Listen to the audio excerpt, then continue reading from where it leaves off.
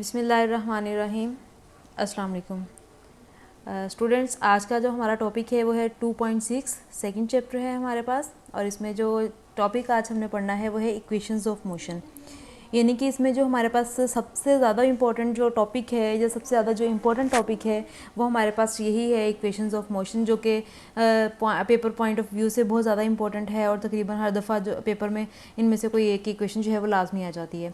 तो equations of motion basically हमारे पास जो यहाँ पे हम पढ़ेंगे वो 3 इक्वेशंस ऑफ मोशन पढ़ेंगे। तो इन तीनों में से कोई एक पेपर में लाजमी आई हुई होती है। तो इसलिए आपको इक्वेशंस ऑफ मोशन जो है बहुत अच्छे तरीके से आनी चाहिए, फिंगर टिप्स पे इसको ये आपको आनी चाहिए, ठीक है। तो यहाँ पे सबसे पहले जो है वो जैसे मैंने आपको भी बताया कि there are 3 basic equations of motion for bodies moving with uniform acceleration. अब यहाँ पे हम बात कर रहे हैं कि यहाँ पे हमारे पास जो बेसिक इक्वेशंस हैं वो कितनी होनी चाहिए, 3 होनी चाहिए। और उनका जो एक्सेलरेशन है वो कौन सा होगा, यूनिफॉर्म एक्सेलरेशन होगा। मतलब ये बॉडीज़ जो हैं वो किस तरह से मूव करेंगी, स्ट्रेट लाइन में मूव करेंगी, और उनका जो एक्सेलरेशन होगा वो यूनिफॉर्म होगा, ठीक है। These equations relate initial velocity, final velocity, acceleration, time and distance covered by a moving body। अब इसमें हमारे पास कौन कौन सी चीज़ें होंगी, एक तो इनिशियल वेलोसिटी होगी, स्टार्ट वाली वेलोसिटी, ठीक है। उसके बाद फाइनल वेलोसिटी हो जाएगी कि बॉडी की स्टॉप यहाँ पे करेगी या उसकी फाइनल वेलोसिटी क्या होगी। इसके बाद एक्सेलरेशन हो जाएगा, टाइम हो जाएगा, डिस्टेंस हो जाएगा। ये सारी चीज़ें इसके अंदर हम डिस्कस करेंगे, सारी चीज़ें इसमें आ जाएंगी, ठीक है। उसके बाद ये है कि to simplify the derivation of these equations we assume that the motion is along a straight line. अब यहाँ पे हमने इनको प्रूव करना है तीनों इक्वेशंस को। तो प्रूव करने के लिए हमने जो बॉडी कंसीडर करनी है, जो अज्यूम करनी है, वो किस तरह से कंसीडर करेंगे कि बॉडी जो है वो स्ट्रेट लाइन में मूव कर रही है, ठीक है। इसकी जो मोशन है वो स्ट्रेट लाइन मोशन है। Hence we consider only the magnitude of displacement, velocities and acceleration. तो यहाँ पे हम कौन कौन सी किस किस की मैग्नीट्यूड लेंगे, डिस्प्लेसमेंट की, वेलोसिटीज़ की और एक्सेलरेशन, ठीक है। तो यहाँ पे ये तो सारा मैंने आपको वैसे बता दिया ओरली। अब यहाँ पे हमारे पास जो आपने करना है, यहाँ से आपने लर्न करना है, वो यहाँ से करना है कंसीडर अ बॉडी से, ठीक है। अगर आपको पेपर में भी आता है तो आपने कंसीडर अ बॉडी से ही स्टार्ट करना है, बेशक फर्स्ट इक्वेशन है, सेकंड इक्वेशन है या फिर थर्ड इक्वेशन है। तो अभी सबसे पहले हम फर्स्ट इक्वेशन को डिस्कस करेंगे। इसमें हम क्या करते हैं कि हमने क्या करना है, हमने कंसीडर करना है हमारे पास एक बॉडी है, ठीक है, जिसकी इनिशियल वेलोसिटी जो है वो vi है। और वो बॉडी जो है, जैसे कि हमने ऊपर पढ़ा कि हम किस तरह से बॉडी को कंसीडर करेंगे, इसकी जो मोशन होगी वो स्ट्रेट लाइन मोशन होगी। और ये भी हमने ऊपर देखा कि इसका जो एक्सेलरेशन होगा वो क्या होगा, यूनिफॉर्म एक्सेलरेशन ए होगा, ठीक है। अच्छा, उसके बाद कुछ टाइम के बाद उसकी वेलोसिटी जो है वो vf हो जाती है, ठीक है, फाइनल वेलोसिटी जो है कुछ टाइम के बाद, ठीक है। तो इसी तरह से हमने क्या किया, हमने ग्राफ बनाया। ग्राफ कैसे बनाएंगे हम यहाँ पे स्पीड टाइम ग्राफ लेंगे। ये हमने एक्स एक्सिस और वाई एक्सिस ले लिया, ठीक है। अब एक्स एक्सिस पे हमारे पास क्या हम शो करते होते हैं, टाइम को शो करेंगे, और वाई एक्सिस पे किसको शो करेंगे, स्पीड को शो करेंगे या वेलोसिटी को शो करेंगे, ठीक है। तो फॉर एग्जांपल हमने यहाँ से बॉडी को ले लिया कि बॉडी जो है वो यहाँ से उसने मूव करना स्टार्ट किया है, ठीक है। और ये स्ट्रेट लाइन में वो क्या कर रही है, मूव कर रही है। और यहाँ तक उसकी कौन सी वेलोसिटी आ जाती है, फाइनल वेलोसिटी आ जाती है।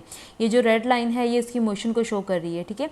अब जहाँ से बॉडी ने मूव करना स्टार्ट किया वहाँ पर जो वेलोसिटी थी वो थी vi, ठीक है, क्योंकि वाई एक्सिस पे हम इसकी वेलोसिटीज़ ले रहे हैं या स्पीड ले रहे हैं। तो यहाँ पे इसकी कौन सी वेलोसिटी आ गई, vi। उसके बाद अगर हम देखते हैं यहाँ पे बॉडी की जो बॉडी स्टॉप हुई है उसकी मोशन, तो यहाँ से अगर हम इसको डॉटेड लाइन में मैच करते हैं तो यहाँ पे हमारे पास ये कौन सी वेलोसिटी बन जाती है, vf बन जाती है, ठीक है।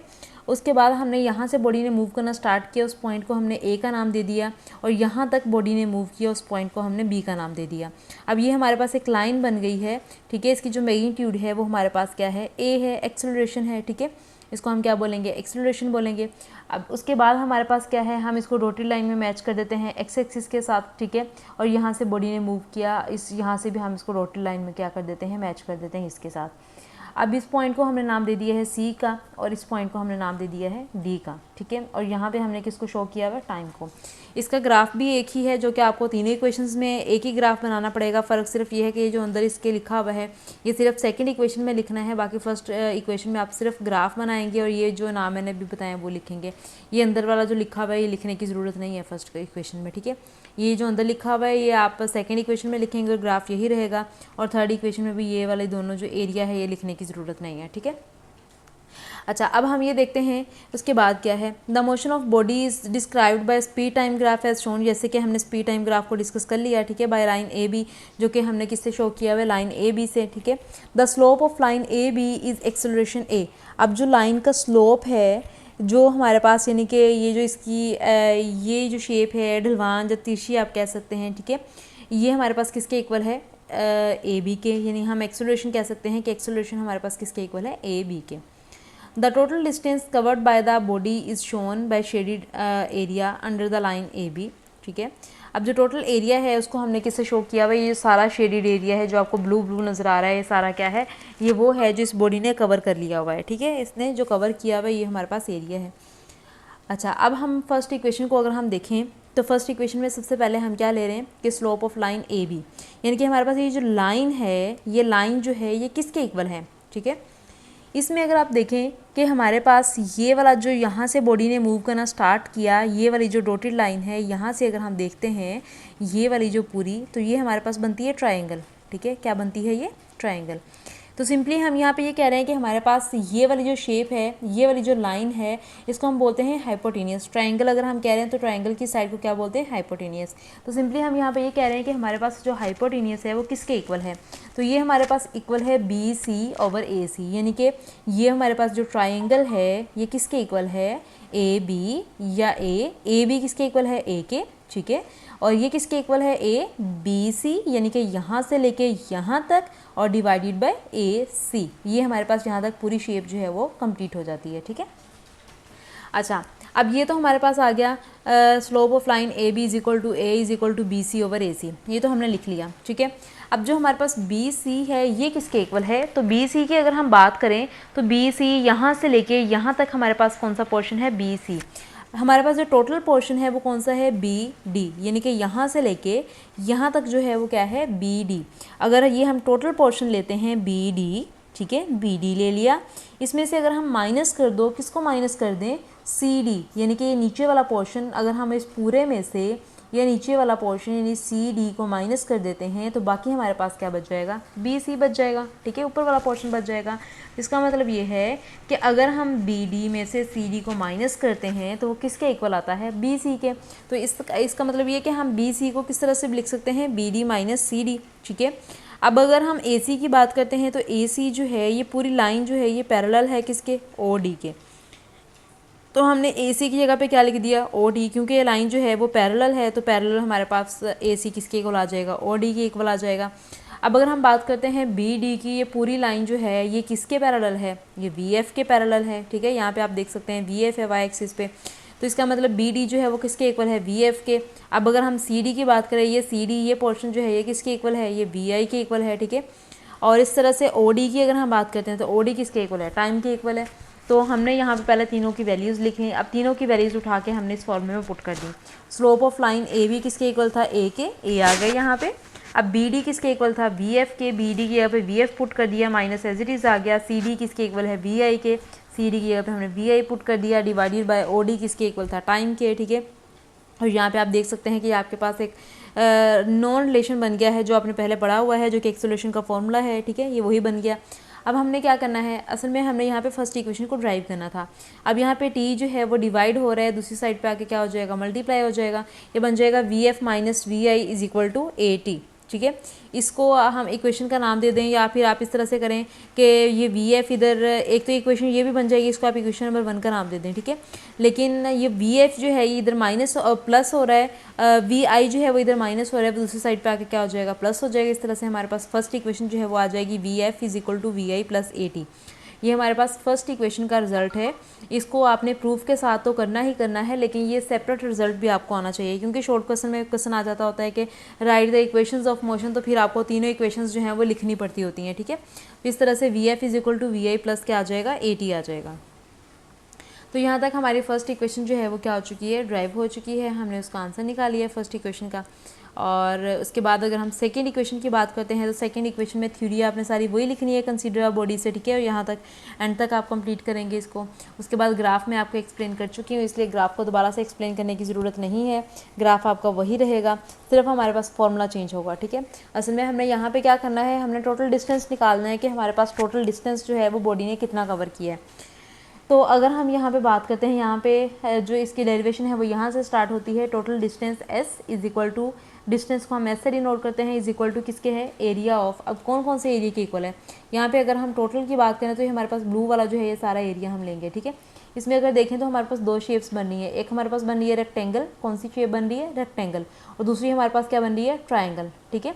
तो अगर हम टोटल एरिया की बात करते हैं तो टोटल एरिया हमारे पास किसके इक्वल है, एरिया ऑफ रेक्टेंगल के प्लस एरिया ऑफ ट्रायंगल के। अब एरिया ऑफ रेक्टेंगल कौन कौन सी है, रेक्टेंगल बनती है हमारे पास OACD, ठीक है, OACD ये हमारे पास रेक्टेंगल बन गई।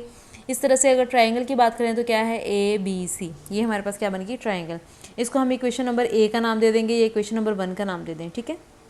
अच्छा, उसके बाद हमने क्या करना है, अब हमने इस इक्वेशन में वैल्यूज़ पुट करनी है। ना तो हमारे पास एरिया ऑफ रेक्टेंगल की वैल्यू है, ना ही एरिया ऑफ ट्रायंगल की वैल्यू है, ठीक है। हम क्या करेंगे, हम पहले एरिया ऑफ रेक्टेंगल की वैल्यू फाइंड आउट कर लेते हैं, फिर एरिया ऑफ ट्रायंगल की वैल्यू फाइंड आउट कर लेंगे। दोनों की वैल्यूज़ निकाल के हम इस इक्वेशन में पुट कर देंगे तो हमारे पास आंसर आ जाएगा। तो अब हम सबसे पहले देखते हैं एरिया ऑफ रेक्टेंगल OACD, ठीक है। अब एरिया ऑफ रेक्टेंगल हमारे पास अगर इसके फॉर्मूला देखें तो हमारे पास होता है लेंथ मल्टीप्लाई बाय विड्थ, ठीक है, किसके इक्वल होता है, लेंथ मल्टीप्लाई बाय विड्थ।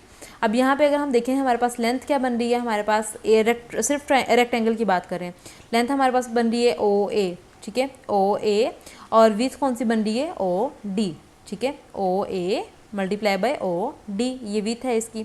अब अगर हम OA की बात करें तो OA हमारे पास किसके इक्वल है, VI के, ठीक है, और OD किसके इक्वल है, T के। तो ये हमारे पास क्या आ गया, VIT आ गया। इस तरह से अगर हम बात करते हैं एरिया ऑफ ट्रायंगल की, एरिया ऑफ ट्रायंगल हमारे पास किसके इक्वल है, ABC, ठीक है, area of triangle ABC is equal to, अब ट्रायंगल का फॉर्मूला हमारे पास क्या होता है एरिया का, ये होता है 1/2 लेंथ मल्टीप्लाई बाय विड्थ, ठीक है, यानी कि इसमें ये हाफ हो जाती है ना रेक्टेंगल का, तो इसलिए इसके साथ हम 1/2 लगाते हैं फॉर्मूले में। तो सबसे पहले तो आपके एरिया के फॉर्मूले आने चाहिए कि रेक्टेंगल के एरिया का फॉर्मूला क्या होता है, ट्रायंगल के एरिया का फॉर्मूला क्या होता है, जो कि आप लोगों ने मैथ्स में पढ़े भी होंगे 8th क्लास में, ठीक है। अच्छा, अब ये हमारे पास है 1/2 लेंथ मल्टीप्लाई बाय विड्थ। अब अगर हम यहाँ पे देखते हैं कि हमारे पास लेंथ और विड्थ कौन सी बन रही है, इसमें हमारे पास जो लेंथ है हमारे पास वो है BC, ठीक है, और विड्थ कौन सी है, AC। अब ये आ गया BC हमारे पास लेंथ है और AC क्या है, विड्थ है, 1/2 AC मल्टीप्लाई बाय BC। अब यहाँ पे AC जो है ये हमारे पास किसके इक्वल है, फर्स्ट इक्वेशन में हमने पढ़ा कि AC हमारे पास इक्वल है OD के, और OD किसके इक्वल है, टाइम के। तो हमने AC की जगह पे डायरेक्ट क्या लिख दिया, टाइम लिख दिया, ठीक है। अब BC जो है ये हमारे पास किसके इक्वल है, ये फर्स्ट इक्वेशन में आप पढ़ के आ चुके हैं, आप यहाँ पे साइड पे हिंट लाजमी देंगे, ठीक है। मैं आपको वैसे बता रही हूँ लेकिन आप साइड पे इसमें लिखेंगे कि BC हमारे पास इक्वल है BD माइनस CD के, ठीक है, और BD माइनस CD हमारे पास किसके इक्वल है, VF माइनस VI के, ठीक है। और यहाँ से हमने फिर ये रिलेशन निकाला था कि VF माइनस VI हमारे पास किसके इक्वल होता है, AT के। इस तरह से यानी कि BC हमारे पास किसके इक्वल है, VF माइनस VI के, और VF माइनस VI किसके इक्वल है, AT के। तो इसलिए हमने यहाँ पे VF माइनस VI की जगह पे क्या पुट कर दिया, AT पुट कर दिया, ठीक है। और ये T इन दोनों को मल्टीप्लाई करते हैं तो 1/2 ये बन जाएगा AT का स्क्वायर बन जाएगा। अब हमारे पास एरिया ऑफ रेक्टेंगल की वैल्यू भी आ चुकी है, एरिया ऑफ ट्रायंगल की वैल्यू भी आ चुकी है। अब हम क्या करेंगे, इन दोनों की वैल्यूज़ को उठा के हमने इक्वेशन नंबर 1 में पुट कर देना है, ठीक है। सिंस टोटल एरिया अगर हम बात करते हैं तो area of rectangle plus area of triangle, ठीक है। अब पुटिंग ये वैल्यूज़ ऑफ इक्वेशन नंबर 1, या इसको भी अगर आप इक्वेशन का नाम दे दें, इसको इक्वेशन नंबर 2 कह दें, इसको इक्वेशन नंबर 3 कह दें, फिर आप लिखें putting equation number 1, 2 and 3 in equation number 1। जब इसमें आप इक्वेशन पुट करेंगे तो हमारे पास एरिया ऑफ रेक्टेंगल की वैल्यू क्या आई थी, VI थी, और प्लस एज इट इज़ आ जाएगा। उसके बाद एरिया ऑफ रेक्टेंगल ट्रायंगल की वैल्यू क्या आई थी, 1/2 AT का स्क्वायर। अब ये हमारे पास रिजल्ट है सेकेंड इक्वेशन का, ठीक है। इस तरह से हमने फर्स्ट इक्वेशन जो है वो भी प्रूव कर ली और सेकेंड इक्वेशन भी प्रूव कर ली है। तो आप यहाँ पे लिख सकते हैं hence which is required result, या विच इज़ या हैंस प्रूव लिख सकते हैं आप लोग, या विच इज़ रिक्वायर्ड रिजल्ट भी आप लिख सकते हैं, ठीक है। या आप लिख सकते हैं which is second equation of motion, ठीक है। तो यहाँ पे मैंने आपको 2 इक्वेशंस बता दी हैं, पढ़ाई हैं, समझा दी हैं, एक फर्स्ट इक्वेशन और सेकंड इक्वेशन।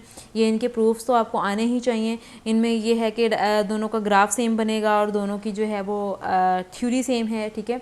लेकिन यहाँ पे ऐसे मैंने आपको बताया था कि ये वाला जो है इसके अंदर जो लिखा हुआ है सिर्फ आपने सेकंड इक्वेशन में लिखना है। तो ये वैसे लिखा हुआ है कि एरिया इज इक्वल टू, ये वही है जो अभी हमने सेकंड इक्वेशन में किया है कि 1/2T मल्टीप्लाई बाय AT होता है, और दूसरा जो एरिया ऑफ रेक्टेंगल है वो VI मल्टीप्लाई बाय T, यानी कि ये फॉर्मूलाज लिखे हुए हैं कि एरिया ऑफ ट्रायंगल हमारे पास किसके इक्वल है और एरिया ऑफ रेक्टेंगल हमारे पास किसके इक्वल है, ठीक है। तो ये हमारे पास सेकेंड इक्वेशन हो गई है। इन दोनों का रिजल्ट आपको सेपरेट भी आने चाहिए, इनके प्रूफ्स भी आने चाहिए, ठीक है। उसके बाद हमारे पास थर्ड इक्वेशन ऑफ मोशन है, जो कि इंशाल्लाह हम नेक्स्ट लेक्चर में डिस्कस करेंगे। और इसका एक लास्ट टॉपिक है, वो छोटा सा है, वो भी हम इसके साथ जो है वो पढ़ लेंगे थर्ड इक्वेशन के साथ, ठीक है। तो आज के लिए इतना ही काफ़ी है। उम्मीद है आप लोगों को अच्छे तरीके से समझ आ गई होगी, आप लोगों ने अच्छे तरीके से अंडरस्टैंड कर लिया होगा। अल्लाह हाफिज़।